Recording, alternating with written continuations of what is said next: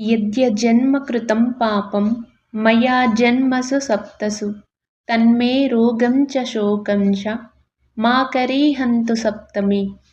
ఏతజ్జన్మ కృతం పాపం యజ్జన్మాంతరార్జితం మనోవాక్కాయజం యచ్చ జ్ఞాతా జ్ఞాతే చ ఏ పునః ఇతి సప్తవిధం పాపం స్నానాన్మే సప్త సప్తికే సప్తవ్యాధి సమాయుక్తం హరిమాకరి సప్తమి.